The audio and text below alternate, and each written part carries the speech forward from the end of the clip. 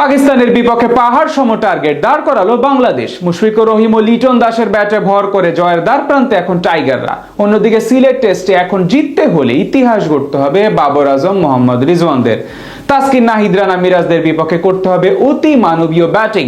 সফরকারী পাকিস্তানের বিপক্ষে তবে কেমন টার্গেট দাঁড় করালো লাল সবুজেরা, সেটা নিয়ে বিস্তারিত জানবো এই প্রতিবেদনে। মিরপুর টেস্টে 268 রানের টার্গেট দেওয়া বাংলাদেশ সিলেট টেস্টে এসে লক্ষ্য ছুড়ে দিল আরো বেশি। স্থানের জন্য লক্ষ্যটা আরো বড় করেই মাঠ ছাড়লো টাইগার ব্যাটাররা।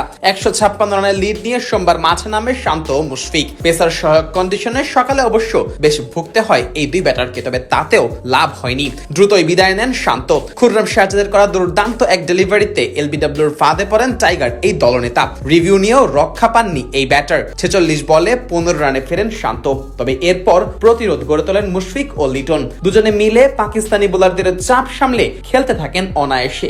একই সাথে দলের লিডও বাড়তে থাকেন দ্রুত গতিতেই। মুশফিক কিছুটা ধীর গতিতে খেললেও লিটন করছিলেন ঝড়ো ব্যাটিং। যদিও মাঝে সুযোগ দিয়েছিলেন লিটন, তবে সেই সুযোগটা কাজে লাগাতে পারেননি বাবর আজম। ফলে প্রথম সেশনে আর কোনো উইকেট হারাতে হয়নি স্বাগতিকদের। আর তাতে করে 249 রানের লিড নিয়ে লাঞ্চ বিরতিতে যায় টাইগাররা।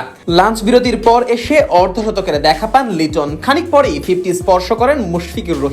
তাদের ব্যাটে ভর করে লিড বাড়ছিল টাইগারদের, তবে এরই মাঝে দ্রুত রান তুলতে গিয়ে ফিরতে হয় লিটনকে। প্রথম ইনিংসে শতক হাঁকানো লিটন এদিন ফেরেন 69 রান করে। এরপর মিরাজকে সাথে নিয়ে লিড 300 পার করেন মুশফিক। যদিও ব্যক্তিগত 19 রানে ফেরত যেতে হয়েছে মিরাজকে, তবে তখনও ক্রিজে ছিলেন মুশফিক। তাইজুলকে সাথে নিয়ে ইনিংস বড় করার কাজটাই করছিলেন এই ব্যাটার। সেই সাথে নিজেও এগোচ্ছিলেন সেঞ্চুরির দিকে।